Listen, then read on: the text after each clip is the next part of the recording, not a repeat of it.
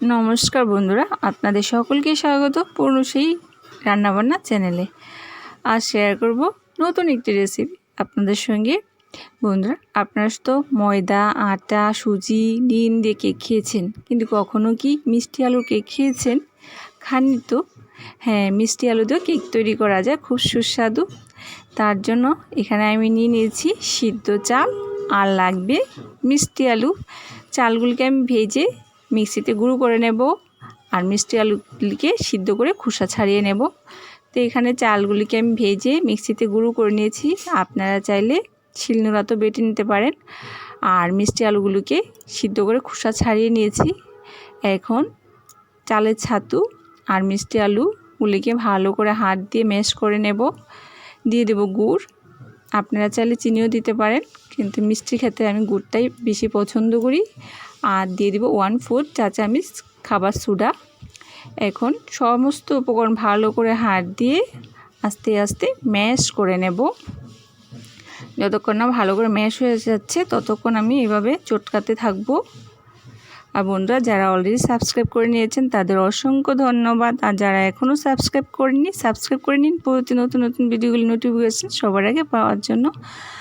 তো ম্যাশ করে নেওয়ার পর আস্তে আস্তে অল্প অল্প জল দিয়ে আমি ব্যাটারটাকে গুলে নেব। যেহেতু মিষ্টি আলু আর চালের ছাতু, সেক্ষেত্রে জলটা কিন্তু টেনে নেবে, সেই বুঝে জলটা দিতে হবে। আর দিয়ে দেবো তার সঙ্গে 2টি থেঁতো করা ছোটো এলাচ। এতে কেকে কিন্তু ফ্লেভারটা খুব ভালো আসবে, খেতেও ভালো লাগবে। দিয়ে দেব কিছু মৌরি। কেকে যখন বাইটটা পড়বে না, খুব ভালো লাগবে এই মুড়িগুলির বাইটটা। তার সঙ্গে দিয়ে দিব কিছু বাদাম। আপনারা চাইলে বিভিন্ন ড্রাই ফ্রুটসও দিতে পারেন। তা আমি এখানে একটা স্টিলের বাটি নিয়ে নিয়েছি। তো বাটিটা আমি তেল দিয়ে মাখিয়ে নেব, যাতে কেকটা খুব ভালোভাবে উঠে আসে বেক হওয়ার পর। আপনারা চাইলে কেকের মৌলও ব্যবহার করতে পারেন। তারপর আমি ব্যাটারটা বাটিতে ভালো করে অ্যাডজাস্ট করে নেব খুব সুন্দরভাবে। খুব সুন্দরভাবে অ্যাডজাস্ট করার পর আমি উপর থেকে দিয়ে দেবো কিছু বাদাম। আপনারা চাইলে বিভিন্ন ড্রাই ফ্রুটসও দিতে পারেন। এই মুহূর্তে আমার কাছে ড্রাই ফ্রুটস নেই, তাই আমি বাদামটা দিয়েই কাজটা চালিয়ে নিচ্ছি। দেখুন, উপর থেকে আমি কিছু বাদাম দিয়ে দিচ্ছি।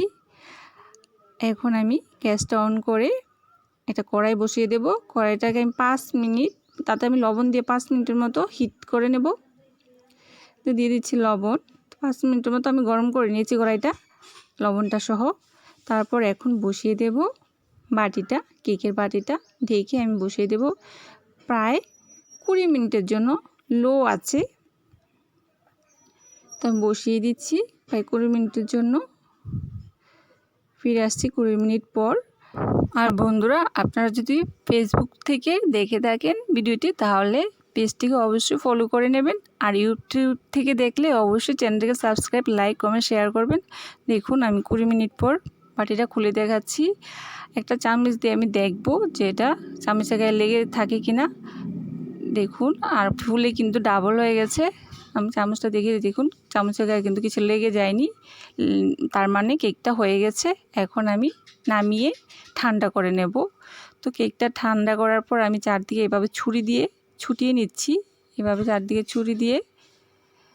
তারপর আমি ঢেলে নেব। আমার এই মিষ্টি আলুর কেকের রেসিপিটি যদি ভালো লাগে অবশ্যই লাইক, কমেন্ট, শেয়ার করুন বন্ধুরা। তো আমি একটি থালে ঢেলে দেখাচ্ছি আপনাদের। তবে কেকটা কিন্তু 20 মিনিটের বেশি জাল দেওয়া যাবে না, কিন্তু আমি 5 মিনিট বেশি দিয়েছিলাম, তাই একটু পুড়ে গেছে।